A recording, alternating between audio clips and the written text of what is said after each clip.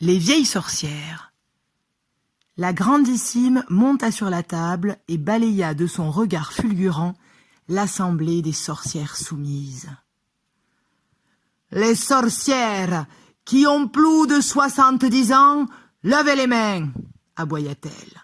7 ou 8 mains se dressèrent, et la grandissime sorcière de leur dire « Je pense que vous, les anciennes, vous ne pouvez plus grimper au sommet des arbres pour cueillir les œufs des grognassiers. »« Non, hélas, non, » fit le chœur des vieilles sorcières, « nous n'en sommes plus capables. »« Et vous ne pouvez plus, » poursuivit la grandissime sorcière, « piéger les crabes-ronches qui vivent au creux des falaises.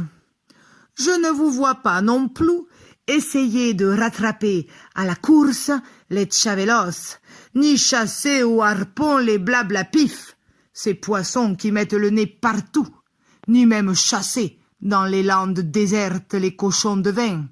Vous êtes trop âgés et trop fatigués pour ce genre de jeu. »« Hélas, oui, » approuva le chœur des vieilles sorcières.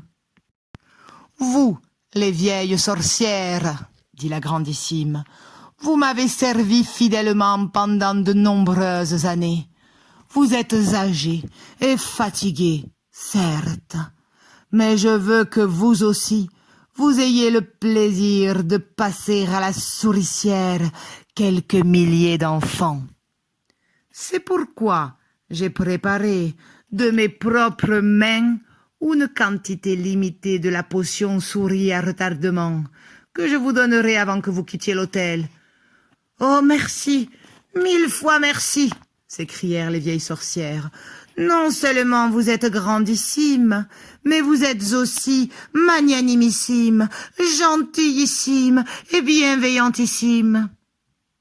Voici un échantillon de la potion que je vais vous offrir, » dit la grandissime sorcière.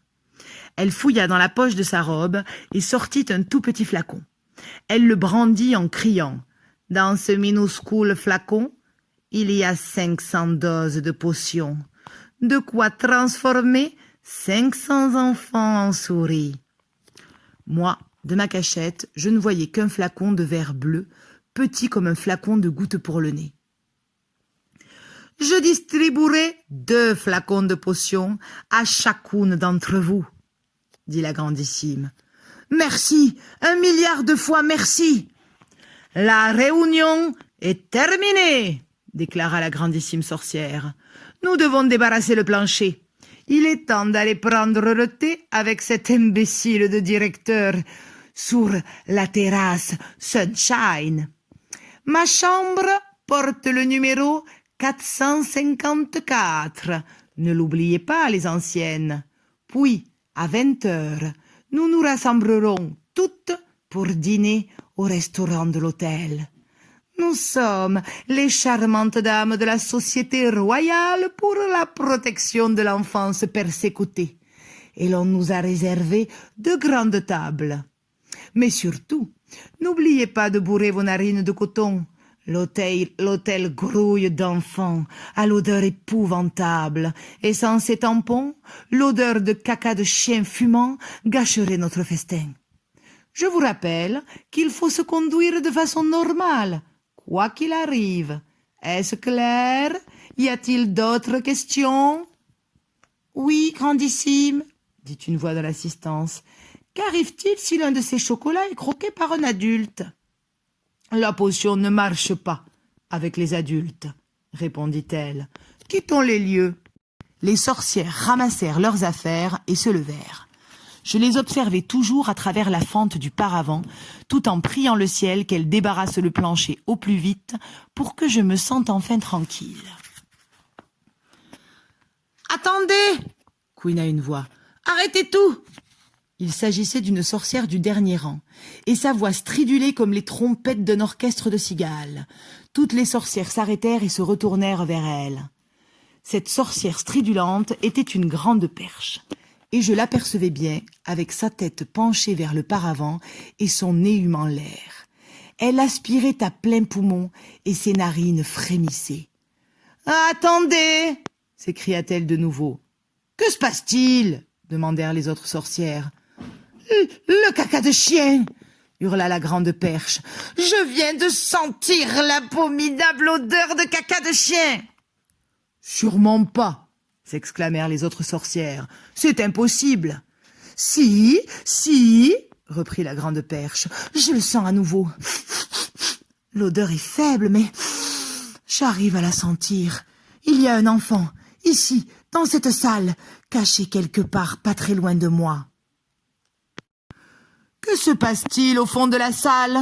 demanda la grandissime sorcière, furieuse, en descendant de l'estrade. « Mildred a senti une odeur de caca de chien, grandissime !» lui répondit une sorcière.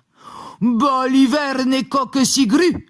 s'écria la grandissime. « C'est elle, Mildred, qui a du caca de chien entre les oreilles. Il n'y a aucun enfant dans cette salle. »« Attendez un instant !» cria la grande perche. « Ne bougez pas. Je sens à nouveau cette odeur abominable. » Ses grandes narines palpitaient comme les ventouses d'un poulpe s'attaquant à un scaphandrier. « L'odeur devient de plus en plus forte, » poursuivit la grande perche. « Elle m'écorche les narines, vous ne sentez rien ?»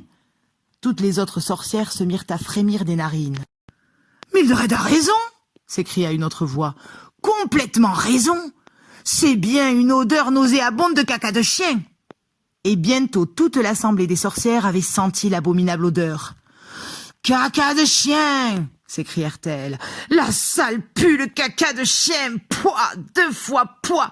Comment se fait-il qu'on ne l'ait pas senti auparavant? On se croirait dans un chenil. Un petit garçon doit se cacher dans cette salle. »« Il faut le trouver !» vociféra la grandissime sorcière. « Il faut le débusquer. Il faut fouiller partout. Reniflons dans tous les coins. » Mes cheveux se dressèrent comme les épines d'un hérisson. Une sueur froide dégoulina des pores de ma peau. « Il ne faut pas qu'il nous échappe, ce petit fumier à 2 pattes !» continuait la grandissime d'une voix stridente. « S'il est dans la salle, il a tout entendu de notre plan extraordinaire d'extermination par les bonbons à retardement. Il faut le pulvériser !»